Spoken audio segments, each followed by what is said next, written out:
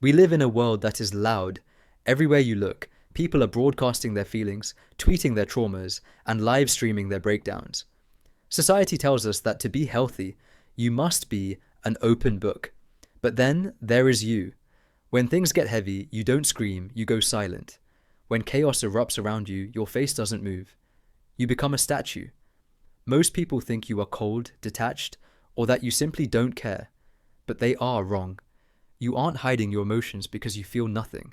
You are hiding them because you feel everything. And the wall you built? It's not there to keep people out. It's there to keep the explosion in. Stay with me. First, I need you to know something important.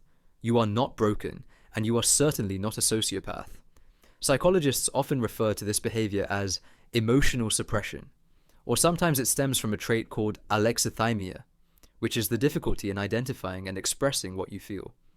But let's strip away the clinical labels for a second and look at the reality. For you, showing emotion doesn't feel like release. It feels like danger. Somewhere along the line, you learned a hard lesson.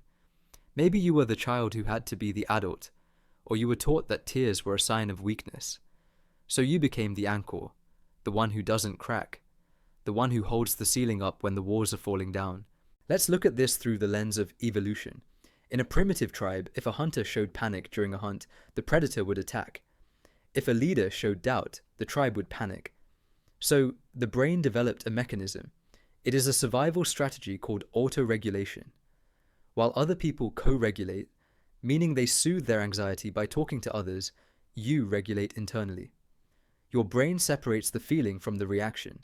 Physiologically, your cortisol is spiking just like everyone else's, and your heart is racing. But your prefrontal cortex, the logical commander of your brain, slams the brakes on your facial muscles. It is an incredible feat of biological engineering. You are essentially running a simulation of calmness while a storm rages inside your nervous system. But here is where it gets fascinating. Most people think you hide your emotions to protect yourself from judgment, but I believe that is only half the truth. The deeper psychological reality is that you are hiding your emotions to protect them. You perceive your own emotions as volatile, heavy, or too much for others to handle. This is often linked to hyper-independence. You have convinced yourself that your needs are a burden. So, you edit yourself and you curate your reactions. It is not just about safety. It is about control.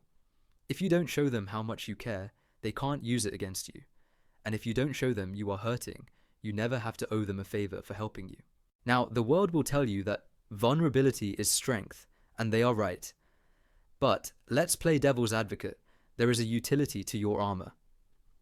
In a crisis, the person crying in the corner cannot call the ambulance. You can. Stoicism has a place in the human experience.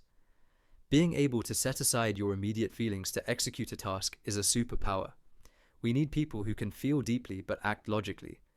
The problem isn't the armor. The problem is that you never take it off. So, how do we reframe this? You are not a hider. You are an observer. You have spent a lifetime watching, analyzing, and holding back. This has given you a depth of insight that loud people often miss. But remember this paradox. A fortress keeps the enemy out, but it also keeps the fresh air out. If you wall off the grief, you also wall off the joy. You cannot selectively numb your biology. The goal isn't to break down your walls, it is simply to put a door in them, so you can choose who gets to come inside. You have survived by being an island, but no human is designed to be an island forever. If this resonated with you, it might be time to lower the drawbridge, just an inch.